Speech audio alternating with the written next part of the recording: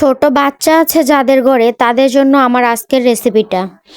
যাদের ঘরে ছোট বাচ্চা রয়েছে তারা কিন্তু দুই ভাগে তরকারি রান্না করে থাকেন অনেকেই। যেমন বাচ্চারা কিন্তু তরকারিতে ঝাল খেতে পারে না, তরকারির মধ্যে ঝাল দিলে বাচ্চারা ওই ঝাল সহ্য করে ভাত খেতে পারে না। তাই বাচ্চাদের মায়েরা দুই ভাগে তরকারি রান্না করতে হয়। এর কারণে বাচ্চাদের মায়েদের খুব বেশি পরিমাণেই একটু হয়রানি হতে হয়। বাচ্চা সামলে রান্না করাটা যে কতটা কঠিন যারা একা একা বাচ্চা পালে তারাই একমাত্র জানে। তাই আজকে যদি আপনি আমার এই রেসিপিটা দেখে নেন তাহলে আপনি খুব সহজেই এক তরকারি দিয়ে বাচ্চাকেও খাওয়াতে পারবেন এবং আপনিও খেতে পারবেন। আপনি ঝাল দিয়ে খাবেন, বাচ্চা ঝাল ছাড়া খাবে। এই জন্য আমি প্রথমেই নিয়ে নিয়েছিলাম শীতকালের সবজি, যেমন সিম আলু। এটা হচ্ছে শীতকালের ফেমাস একটা সবজি। এরপরে আমার মনে পড়লো যে এখানে ধনিয়া পাতা মিসিং, তাই আমি চলে গিয়েছিলাম আমার ছাদ বাগানে। সেখান থেকে আমি নিয়ে এসেছি কিছুটা পরিমাণে ধনিয়া পাতা। আর এসেই কিন্তু আমি সব কিছু কাটাকুটি করে নিয়েছি। এখানে আমি মাছটাকেও কেটে ধুয়ে পরিষ্কার করে নিয়েছি। তারপরে আমি মাছের গায়ে লাগিয়ে দিয়েছিলাম হলুদ, লবণ এবং মরিচের গুঁড়া। মরিচের গুঁড়োটা আমি এখানে দেইনি, কারণ বাচ্চাকে যেহেতু মাছ খাওয়ানো হবে তাই আমি মরিচের গুঁড়োটা দেইনি। আমি হলুদ আর লবণ দিয়ে মাখিয়ে নিয়েছি।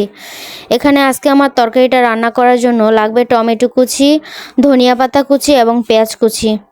আর এখানে লাগবে সবজিটা। এই তো আমি প্রথমে মাছটাকে ভেজে নিয়েছি। এরপরে আমি মাছের তেলের মধ্যেই দিয়ে দিব কিছুটা পরিমাণে পেঁয়াজ কুচি। পেঁয়াজটা একটু ভাজা ভাজা হয়ে আসলেই এখানে দিয়ে দিব আমি তরকারির পরিমাণ মতো একটুখানি রসুন বাটা।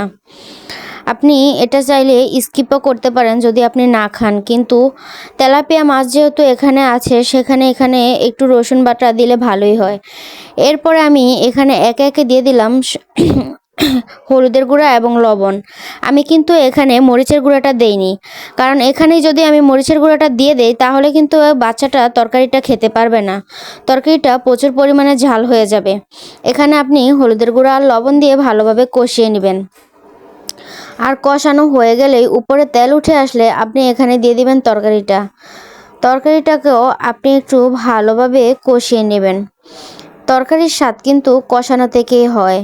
আপনি এখানে মরিচের গুঁড়াটা দেননি বলে যে আপনার তরকারিটা মজা হবে না, বিষয়টা কিন্তু কখনোই এমন না।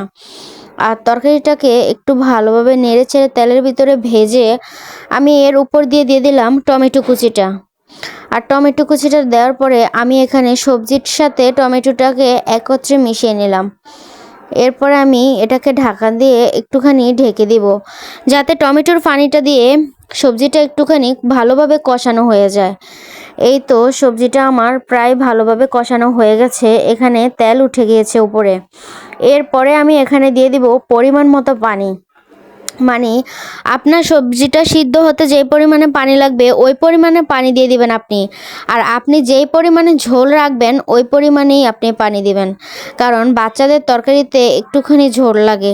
আর নয়তো অনেক বাচ্চারাই আছে যারা কিনা ভাত খেতে চায় না।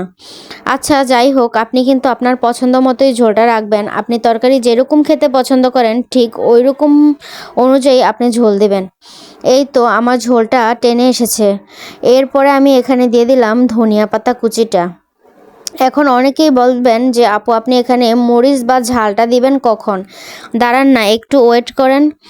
যখন এটা একবারেই টেনে আসলো, মানে আমার পরিমাণ মতো ঝোল হয়ে আসলো, তখনই কিন্তু আমি বাচ্চাদের জন্য আলাদা পাত্রে তরকারিটা নামিয়ে রেখেছি। আপনারা অন্তত ভিডিওতে ওইটা দেখেছেন। এরপরে আমি যেই পরিমাণে ঝাল খাবো ওই পরিমাণে আমি এখানে দিয়ে দিলাম কাঁচামরিচ কুচি। এই কাঁচামরিচ কুচিটাই কিন্তু আমার তরকারিটাকে করে ফেলবে একটুখানি ঝাল। আর এইভাবে যদি আপনি রান্না করেন তাহলে কিন্তু তরকারিটা আপনিও খেতে পারবেন, আপনার পরিবারের ছোট সদস্যরাও খেতে পারবে।